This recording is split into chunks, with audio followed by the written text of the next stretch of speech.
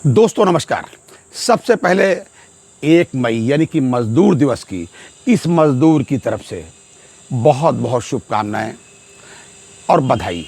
भाई साहब, मज़दूर के लिए ये कहा गया है कि मज़दूर की वाजिब मज़दूरी उसका पसीना सूखने से पहले मिल जाना चाहिए। और यहाँ तो स्थिति ये है कि भाई साहब लाखों पेंशनर पेंशन अपडेशन होने से पहले भगवान के यहाँ जा चुके हैं और कुछ उसी मार्ग पर अग्रसर हैं, कुछ अपना दिन गिन रहे हैं। तो ये भैया ये तो उचित बात नहीं है भाई साहब। हालांकि बधाई आप सोच रहे होंगे क्यों।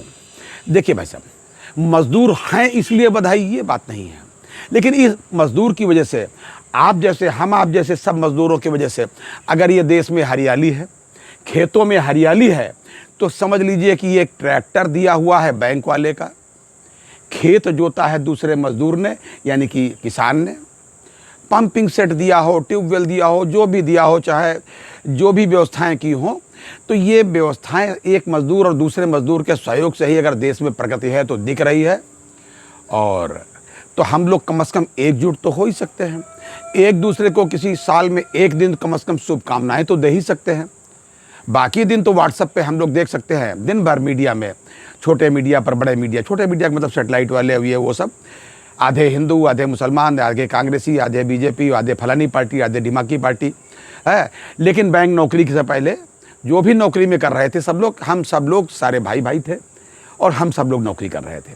निवेदन सिर्फ ये है कि भाई साहब अब कम से कम जो भी आप किसको वोट देंगे ये हमसे मतलब नहीं, ये आपका निजी विचार है, आपकी निजी आइडियालॉजी होगी, लेकिन आइडियालॉजी को व्हाट्सएप पर इस्तेमाल करने की बजाय केवल वहीं इस्तेमाल करें जहां वोट देना है। और इस मज़दूर के बेहतरी के लिए, मज़दूरों की बेहतरी के लिए जो आप कर सकते हैं उसका इस्तेमाल ज़रूर करें, अपने चाहे मोबाइल के माध्यम से। जैसे इसका एक उदाहरण दे रहा हूँ भाई साहब आपको, मज़दूर दिवस की पूर्व संध्या पर ही समझ सकते हैं आप इसको। एक मज़दूर हैं, मज़दूर का मतलब बैंक का बड़ौदा के एक रिटायरीज है, धर्म सिंह साहब, दिल्ली के द्वारिका में सेक्टर 10 में रहते हैं जी, प्रेरणा अपार्टमेंट में, और पेंशन के एक्टिविस्ट हैं। जी हाँ, अब समझ लीजिए वो किसी यूनियन के बहुत बड़े नेता होता है ऐसा नहीं है, लेकिन वो एक बहुत बड़े एक्टिविस्ट हैं।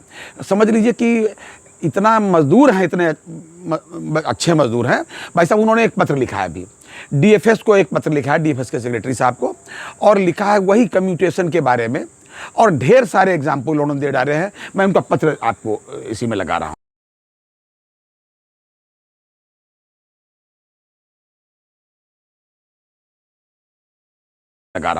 ये आज पत्र लगाने का कोई दिन नहीं, आज मजदूर दिवस है, लेकिन एक मजदूर क्या कर रहा है ये जरूर हमको आपको जानना चाहिए। तमाम सारे लोग कर रहे हैं।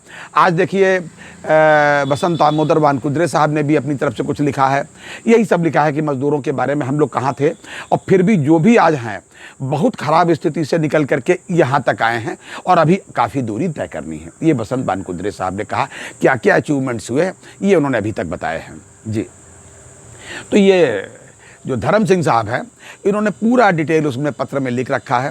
इसके पहले भी उन्होंने कोई आज ही नहीं लिखा है, इन्होंने 2023 में भी पत्र लिखा, उसके पहले भी लिखे, उन्होंने डीएफएस को भी लिखा, इन्होंने वित्त मंत्रालय को भी लिखा, इन्होंने कई जगह लिखे, सबका उन्होंने डिटेल भी उसमें दे रखा है, कारण भी दे रखे हैं, साथ में अटैचमेंट भी किया हुआ है। जो जो चीज़ें उन्होंने लगाई, उन्होंने सीधे सीधे कहा कि कब क्या ब्याज का दर था, आज की क्या ब्याज का दर है, कितने दिनों में रिकवरी हो जाती है। उन्होंने अपनी बेसिक पे भी लिख रखी है कि रिटायरमेंट के टाइम, फिर उसके बाद में उसकी आधी जो बनी वो पेंशन वाली बनी, बेसिक पेंशन।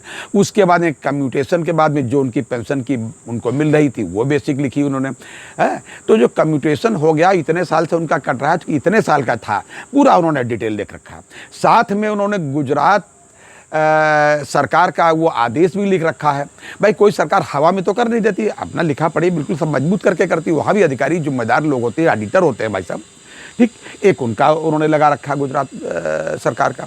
दूसरी बात, उन्होंने हरियाणा एवं पंजाब हाई कोर्ट जो है उसका वो आर्डर लिख रखा है, माफी का मतलब लगा रखा है, जिसमें उन्होंने स्टे आर्डर दिया है उन व्यक्तिगत लोगों को, 2 लोगों को जिसमें उन्होंने अलग अलग पिटीशन दायर करी हुई थी, उनकी रिकवरी पर स्टे लगा रखा है कि अब आप इस कम्यूटेशन की रिकवरी नहीं करेंगे। अगली सुनवाई जब होगी अपने देखा जाएगा, सुनवाई जो भी फाइनल डिसीजन, उसको भी उन्होंने लगा रखा है। इसकी अतिरिक्त उन्होंने तमाम डिटेल लगा रखी है। मेरा मतलब है कहने का कि मजदूर अब जाग चुका है, एक एक मजदूर जाग चुका है, और अब आप भी जागिए। भाई साहब आप भी जागिए और अपने बारे में लिखिए, रेगुलर लिखिए और जब तक लड़िए जब तक कि आपको न्याय न मिल जाए। आज मजदूर दिवस पर केवल इतनी ही बात कहेंगे।